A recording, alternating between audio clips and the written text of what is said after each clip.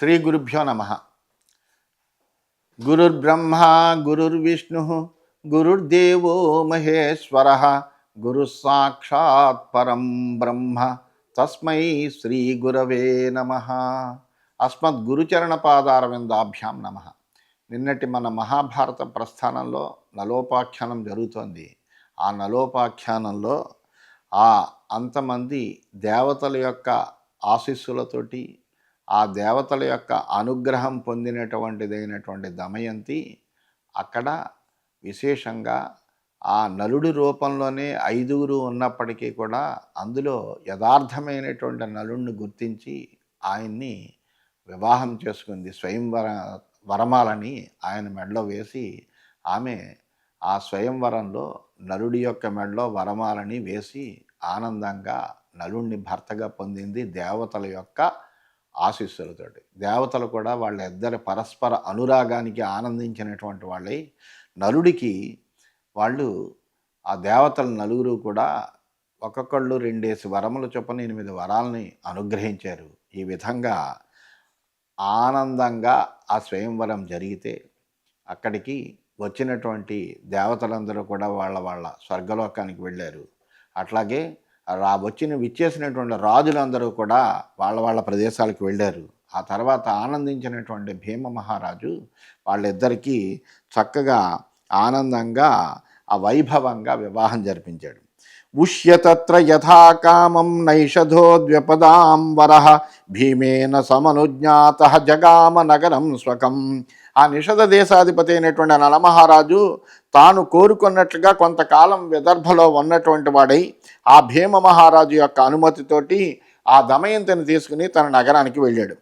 అవాప్య నారీరత్నంతు పుణ్యశ్లోకోపి పార్థివ రేమే సహ తయా రాజన్ శచ్యేవ బలవృత్ర.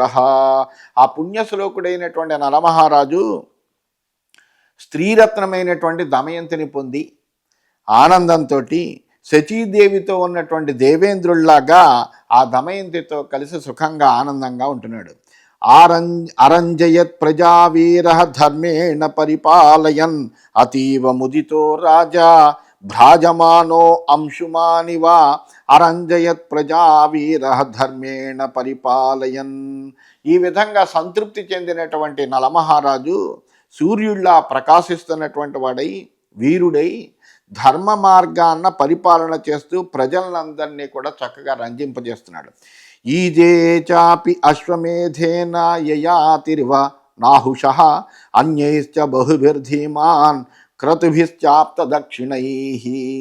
యయాతి మహారాజులాగా ధీమంతుడైనటువంటి నలుడు కూడా అద్భుతమైనటువంటి దక్షిణలు ఇస్తూ ఇతర క్రతువులతో పాటుగా అశ్వమేధ యాగాన్ని కూడా చేశాడు. పునశ్చ రమణీయేషు వనేషు ఉపవనేషు చ దమయంత్యా సహ నలః విజహారామరూపమః. ఈ విధంగా దేవతలతో తుల్యుడైనటువంటి ఆ నలమహారాజు చక్కగా తాను కావలసినటువంటి ఆ దమయంతిని వివాహమాడినటువంటి వాడై ఆ దమయంతితో కలిసినటువంటి వాడై రమణీయమైనటువంటి వనాల్లో ఉద్యానవనాల్లో హాయిగా విహరించాడు. జనయామాస చ దమయంత్యాం మహామనాః ఇంద్రసేనం సుతంచాపి ఇంద్రసేనాం చ కన్యకాం. ఆ తర్వాత నలమహారాజుకి దమయంతి యందు ఇంద్రసేనుడు అనేటువంటి ఒక కుమారుడు కలిగాడు. ఇంద్రసేన అనేటువంటి ఒక పుత్రిక కలిగింది. ఏవం స యజమానశ్చ విహరంశ్చ నరాధిపః రరక్ష వసు సంపూర్ణాం వసుధాం వసుధాధిపః.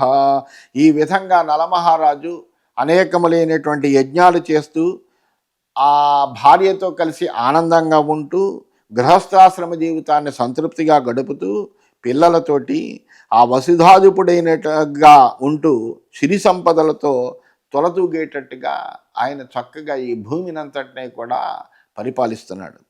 ఇది శ్రీమన్ మహాభారతే వనపర్వణి నలోపాఖ్యాన పర్వణి దమయంతి స్వయంవరే 57తమోధ్యాయ. ఈ విధంగా శ్రీమన్ మహాభారతంలో వనపర్వంలో నలోపాఖ్యాన పర్వం అనే ఉపపర్వంలో దమయంతి స్వయంవరైనటువంటి 57వ అధ్యాయము ముగిసింది. బృహదశ్వరుడు చెబుతున్నాడు ఇంకా ఈ వృత్తాంతాన్ని. వృతేతు నైషధే భైమ్యా లోకపాలా మహోజస యాంతో దదురుసురాయాంతం ద్వాపరం కలినాసహ. అయితే ఆ దమయంతి నలుణ్ణి వరించిన తర్వాత దేవతలందరూ కూడా తిరిగి తమ స్వర్గానికి వెడుతున్నారు. వెడుతూ వెడుతూ మార్గ మధ్యంలో కలితో వస్తున్నటువంటి ద్వాపరుణ్ణి చూశారు. చూసి వెంటనే అధాబ్రవీత్ కలిం శక్ర సంప్రేక్ష బలవృత్ర ద్వాపరేణ సహాయేన కలే బ్రూహి క్వయాస్యసి. అప్పుడు వెంటనే ఇంద్రుడు కలిని చూశాడు.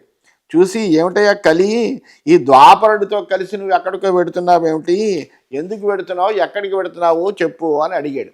అడిగితే తతో అబ్రవీత్ కలిహి శక్రం దమయంత్యాహ స్వయంవరం గత్వా హి వరయిష్యేతాం మనోహి మమతాం గతాం.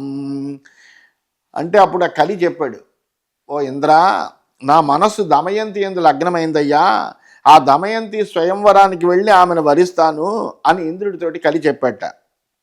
వెంటనే తమబ్రవీత్ ప్రహస్యేంద్ర నిర్వృత్త స స్వయంవర వృతస్తయా నలో రాజా పతిరస్మత్ సమీపత.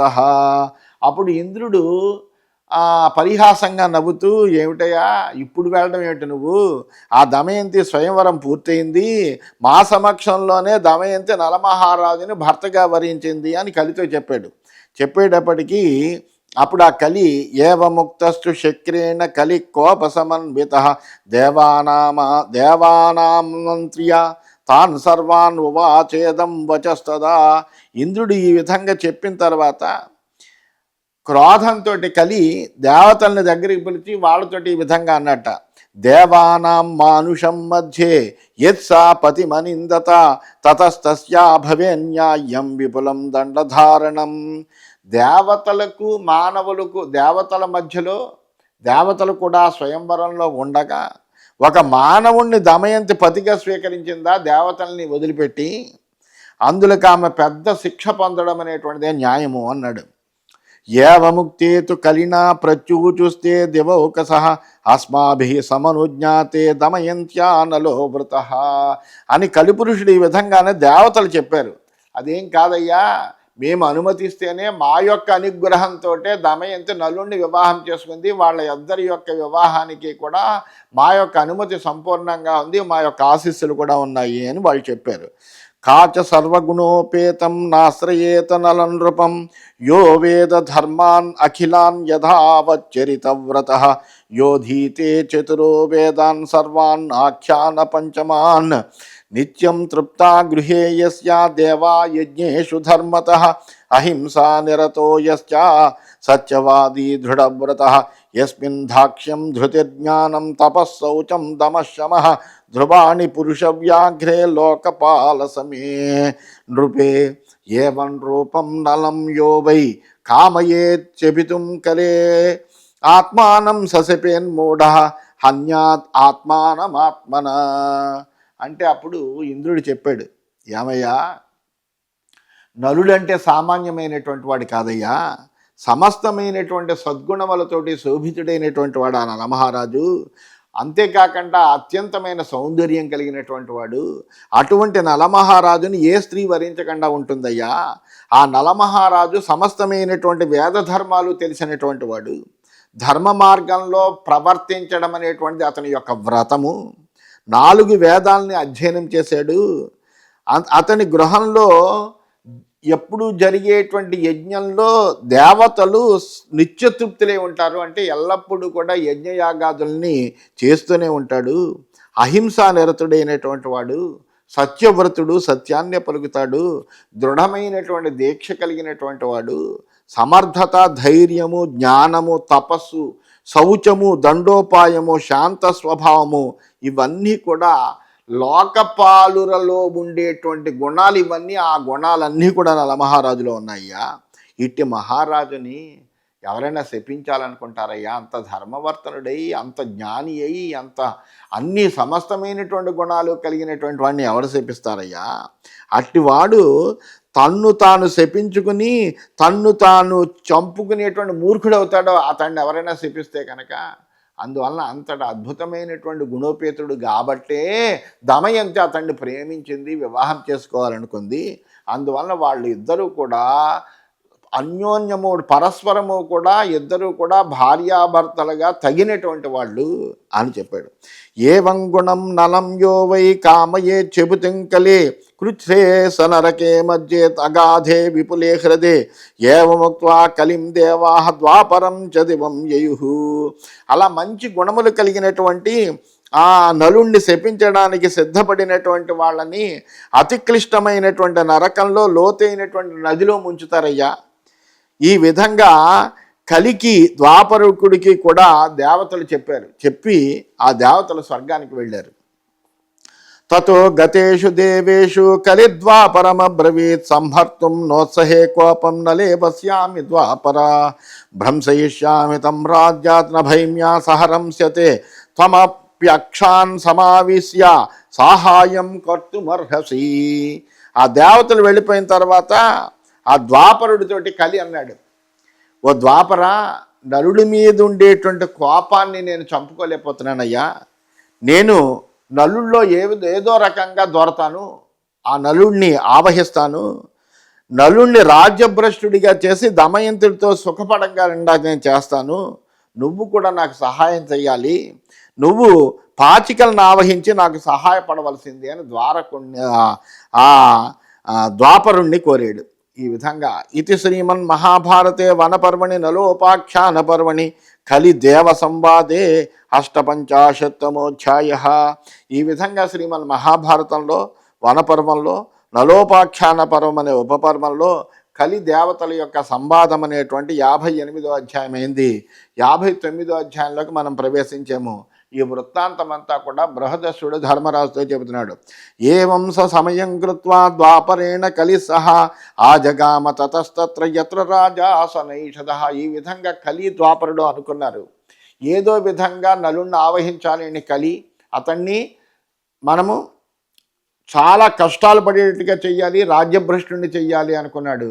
ఆ ద్వాపరుడు యొక్క సహాయం పొందాడు. అందువల్ల వీళ్ళిద్దరూ కూడా ఏం చేశారయ్యా అంటే ఆ ఒప్పందం కుదిర్చినటువంటి తర్వాత ఆ నిషధ దేశానికి వెళ్ళారు. అక్కడ ఆ నలమహారాజు దగ్గర జాగ్రత్తగా ఉంటున్నారు. అక్కడ స నిత్యం అంతరప్రేప్సు నిషధేషు అవసచ్చిరం అధాస్య 12 వర్షే దదర్శ కలిరంతరం. ఆ నిషధ నగరం చేరిన తర్వాత అవకాశం కోసం వాళ్ళు చూస్తున్నారు. ఎప్పుడు మంచి అవకాశం వస్తుందా, ఎందుకంటే కలి ప్రవేశం చేయాలంటే మామూలుగా ప్రవేశం చేయలేడు, అంత ధర్మంతో కూడి ఉంటే కనుక అక్కడ కలి ప్రవేశించలేడు. అందువలన అక్కడ కలి ప్రవేశించడానికి తగినటువంటి సమయం కోసమని ఎదురు చూస్తూ అలా ఉంటున్నాడు. ఉంటే ఒక 12 సంవత్సరాలు అలా వేచి ఉన్నట్ట. వేచి ఉంటే 12వ సంవత్సరంలో అతనికి ఒక చిన్న అవకాశం లభించేదిట. ఏమిటి ఆ అవకాశం అంటే, కృత్వా మూత్రముపస్పృత్య సంధ్యామన్వాస్తనైషధ అకృత్వా పాదయో శౌచం తత్రైనం కలిరావిషత్. నలమహారాజు ఒకానొక రోజున ఏం చేశాడంటే, మూత్ర విసర్జన చేసిన తర్వాత కాళ్ళు కడుక్కోకుండా సంధ్యోపాసన చేశాడు. ఆ సమయంలో అశుచిగా ఉండేటువంటి నలుణ్ణి చూసిన వెంటనే కలి ప్రవేశించాడు. అందువలన ఎప్పుడు కూడా అశౌచం అనేటువంటిది పనికిరాదు అంటారు పెద్దవాళ్ళు. చెప్పేటువంటి మాటలన్నీ కూడా చద్ది మూటలు. ఎందుకంటే ఈ ధర్మాలు తెలుసు కాబట్టి వాళ్ళు మనకు చెబుతూ ఉంటారు. మనం ఆ ధర్మాలను మనం ధిక్కరించి ఉంటూ ఉంటాం. కలి ప్రవేశం చెయ్యాలి అంటే ఏదో రకమైనటువంటి కించిత్ అధర్మ వర్తన అనేటువంటిది ఉండాలి. ఉంటే కనుక కలి ప్రవేశిస్తాడు. అందువలన కలి ప్రవేశించాడు అంటే కనుక మనని సర్వనాశనం చేయడానికి సిద్ధపడతాడు. అందువలన ఆ విధంగా కలి ప్రవేశించడానికి ఇతడి ఎందు ఏ విధమైనటువంటి అధర్మవర్తన లేదు, ఎక్కడా ఏ దోషమో దొరకట్లేదు నలుల్లో. అలా చూడగా ఒక్క రోజున దొరికింది. వెంటనే ఆ కలి ప్రవేశించేట. సమావిశ్య చ నలం సమీపం పుష్కరస్య చ గత్వా పుష్కరమాహేదం ఏహి దివ్యనలేన వై. ఆ విధంగా కలి నలుల్లో ప్రవేశించి పుష్కరుని దగ్గరికి వెళ్ళి నలునితో పాచికలాడమని ఆ పుష్కరుణ్ణి ప్రరోచన చేసేట. అక్షజ్యూతే నలం చేత భవాన్ హి సహితో మయా నిషధాన్ ప్రతిపద్యస్వ జిత్వా రాజ్యం నలం నృపం. నీవు నాతో కలిసి పాచికలాడితే కనుక, అంటే ఆ కలి ఆ పుష్కరుణ్ణి కూడా ప్రచోదన చేశాడు. నాతో కలిసి పాచికలాడి నలుణ్ణి జయిస్తావయ్యా, నువ్వు నలుణ్ణి జయిస్తే కనుక ఈ నిషధ రాజ్యాన్నంతటినీ కూడా నువ్వే పొందుతావు, మహారాజు అవుతావు అని చెప్పాడు. ఏవ ముక్తస్తు కలినా పుష్కరో నలమభ్యయాన్ కలిశ్చైవ వృషో భూత్వా గవాం పుష్కరమభ్యయా. కలి ఈ విధంగా చెప్పగానే పుష్కరుడు నలుడి దగ్గరికి వచ్చాడు. కలియే పాచికల రూపం దాల్చాడు, పుష్కరుణ్ణి చేరాడు. ఆసాద్యతు నలం వీరం పుష్కర పరవీర దివ్యావేత్యబ్రవీద్ భ్రాత వృషణేతి ముహుర్ముహు. ఆ శత్రుంజయుడైనటువంటి పుష్కరుడు నలుని దగ్గరికి వచ్చి పాచికలాటకి రమ్మని ఆ నలుణ్ణి అనేక సార్లు ప్రార్థించాడు. ఆ పుష్కరుడు ఎవరో కాదు, నలుడి యొక్క సోదరుడే. అందువల్ల అతడు వచ్చి పాచికలాడదామని అన్నాడు. నచక్షమే తతో రాజా సమాహ్వానం మహామనాహ వైదర్భ్యా ప్రేక్షమాణాయా పణకాలమమన్యత. విజ్ఞుడైనటువంటి ఆ నలమహారాజు ఈ ఆహ్వానాన్ని కాదనలేకపోయాడు. దాంతో దమయంతి చూస్తూ ఉండగానే పందెం వేయడానికి సిద్ధపడ్డాడు. హిరణ్యస్య సువర్ణస్య యానయుగ్యస్య వాససాం ఆవిష్ట కలినా జూతే దీయతే స్మనలస్తదా. తమ్ అక్షమద సమ్మత్తం సుహృదాం నతు కశ్చన నివారణే అభవచ్చక్తః దీవ్యమానమరిందమం. ఈ కలి ఆవహించుకున్నాడు. ఉన్నవ సమయంలో తనకు సంబంధించినటువంటి ధన కనక వస్తు వాహన గృహ వస్త్రాదులన్నీ కూడా నలుడు జోదంలో ఓడిపోయాడు. అయితే పట్టుదలతోటి ఆటమట్టుకు అలాగ ఆడుతున్నాడు. నలుణ్ణి పట్టుదలతో ఆడుతున్నటువంటి నలుణ్ణి అక్కడ ఉండేటువంటి ఏ మిత్రులు కూడా ఆపలేకపోయారట. తత పౌరజనా సర్వే మంత్రిభి సహ భారత రాజానం ద్రష్టుమాగచ్చన్ నివారయతు మాతురం. అప్పుడు ఆ మంత్రులతో కలిసినటువంటి పురజనులంతా కూడా కష్టాల్లో ఉన్నటువంటి రాజును జోదం నుండి ఏదో రకంగా నివారించాలి అని అనుకుని వాళ్ళందరూ కూడా చూడ్డానికి అక్కడికి వచ్చారట. తతస్సూత ఉపాగమ్య దమయంచైన్యవేదయత్ ఏష పౌరజనో దేవి ద్వారి తిష్టతి కార్యవాన్. ఆ పిమ్మట వాళ్ళందరూ వచ్చి ద్వారదేశం మంది ఉన్నారు, ఇక్కడ జోదం జరుగుతోంది, అందువలన వాళ్ళు లోపలికి రావాలంటే అనుమతి కావాలి. అందువలన వెంటనే అక్కడ ఉండేటువంటి ద్వారపాలకుడైనటువంటి సూతుడు వచ్చి కార్యార్థులైనటువంటి పురజనులు ద్వారం చెంత వేచి ఉన్నారని దమయంతికి తెలియజేశారు. నివేద్యతాం నైషధాయ సర్వా ప్రకృతయ స్థితా అమృష్యమాణ వ్యసనం రాజ్ఞో ధర్మార్థదర్శిన. ఆ ధర్మార్థదర్శనుడైనటువంటి మహారాజు వ్యసనాన్ని సహించలేకపోతున్నారమ్మా ప్రజలందరూ. అందువలన ఆ ప్రజలంతా వచ్చినట్టుగా రాజుకు తెలియజేయండి అని దమయంతికి నివేదించారు. తతస్సా బాష్పకలయా వాచా దుఃఖేన కర్షిత ఉవాచ నైషధం భైమీ శోకోపహత చేతన. ఆ దమయంతి అప్పుడు దుఃఖంతో శోకతప్తమైనటువంటి మనస్సుతోటి కన్నీటితోటి గద్గద స్వరంతో ఆ నలుడితోటి ఈ విధంగా చెప్పిందట. రాజన్ పౌరజనో ద్వారి త్వాం దిదృక్షురవస్థిత మంత్రిభి సహిత సర్వై రాజభక్తి పురస్కృత. మహానుభావ, పురజనులందరూ మంత్రులతో కలిసి రాజభక్తితోటి తమ దర్శనార్థం వేచి ఉన్నారయ్యా. తం ద్రష్టుమర్హసీత్యేవం పునరభాషత తాం తథా రుచిరాసాంగీం విలపంతీం తథా విధాం ఆవిష్ట కలినా రాజా నాభ్యభాషత కించన తతస్తే మంత్రిణః సర్వే తే చైవ పురవాసినః నాయమస్తి దుఃఖార్తాః పుష్కరస్య నలస్య చ తథా తదభవద్యోతం పుష్కరస్య నలస్య చ యుధిష్ఠిర బహూన్మాసాన్ పుణ్యశ్లోకస్త్వదీయత. వాళ్ళని ఇప్పుడు నువ్వు చూడాలయ్యా, వాళ్ళు నీ కోసం వచ్చారు అని అనేక మార్లు చెప్పిందిట పాపం. కానీ కలి ఆవహించినటువంటి నలుడు అలా విలపిస్తున్నట్టు దమయంతితో కూడా ఏమీ మాట్లాడలేదట. ఎందుకంటే అతని యొక్క దృష్టి అంతా జోదం మీదే ఉంది. మంత్రులు పురజనులు అంతా కూడా చాలాసేపు అలాగే వేచి వేచి వేచి ఉండి ఇంక ఈ నలుడు మనకు దక్కడు అని అనుకున్నట్ట. అనుకుని వాళ్ళు దుఃఖంతో కూడినటువంటి వాళ్ళై సిగ్గుతో తమ ఇళ్ళకి వెళ్ళిపోయారు. ఈ విధంగా ధర్మరాజా, ఆ పుష్కరుడికి నలుడికి కూడా ఎన్నో నెలల పాటు అలా జోదం జరిగిందయ్యా. పుణ్యశ్లోకుడైనటువంటి నలుడు పరాజితుడయ్యాడు, ఇలా జరిగింది జోదము అని బృహదస్సుడు ధర్మరాజుతోటి తెలియజేశాడు. ఇది శ్రీమన్ మహాభారతే వనపర్వణి నలోపాఖ్యాన పర్వణి నలద్యూతే ఏకోనషష్ఠితమోధ్యాయ. ఈ విధంగా శ్రీమన్ మహాభారతంలో వనపర్వంలో నలోపాఖ్యాన పర్వం అనే ఉపపర్వంలో నలద్యోతం అనేటువంటి 59వ అధ్యాయం ముగిసింది. 60వ అధ్యాయంలోకి మనం ప్రవేశించాం. అప్పుడు ఆ బృహదస్సుడు ఇంకా చెబుతున్నాడు ధర్మరాజుతోటి, దమయంతి తతో దృష్ట్వా పుణ్యశ్లోకం నరాధిపం ఉన్మత్తవత్ అనున్మత్త దేవనే గత చేతసం భయశోక సమావిష్ట రాజన్ భీమసుతా తతః చింతయామాస తత్కార్యం స్వమహత్ పార్థివం ప్రతి. ధర్మరాజా, ఆ తర్వాత దమయంతి జోదంలో పిచ్చి పట్టినట్టుగా ఉన్నటువంటి పుణ్యాత్ముడైనటువంటి ఆ నలుణ్ణి చూసి భయము శోకము కలిగినప్పటికీ కూడా కనపడనీయకుండా స్థిమితంగా నలుడి విషయంలో తన కర్తవ్యాన్ని గురించి ఆలోచిస్తోంది, ఏం చెయ్యాలి అని. షా శంకమానా తత్పాపం చికీర్షంతి చ తత్ప్రియం నలంచ హృత సర్వస్వం ఉపలభ్య ఇదమబ్రవీత్. ఆ దమయంతి పాపాన్ని శంకిస్తూనే నలుడికి ఏదో ప్రియం చెయ్యాలి, ఏదో రకంగా దీన్ని ఆపాలి అనేటువంటి ఉద్దేశం. ఎందుకంటే నలుడు సర్వస్వాన్ని పోగొట్టుకున్నాడు అని తెలుసుకున్నటువంటిదై ఆమె ఏం చేసిందంటే బృహత్సేనా మతియశాంతాం ధాత్రీం పరిచారికాం హితాం సర్వార్థ కుశలాం అనురక్తాం శుభాషితాం. యశోవతి హితురాలు తనకు సర్వ విషయాల్లో కూడా నేర్పరి, తన యందు అనురాగం కలిగినటువంటి మాటకారైనటువంటి ఒక ఆంతరంగికమైనటువంటి పరిచారక ఉంది దమయంతికి. ఆమె పేరు బృహస్సేన.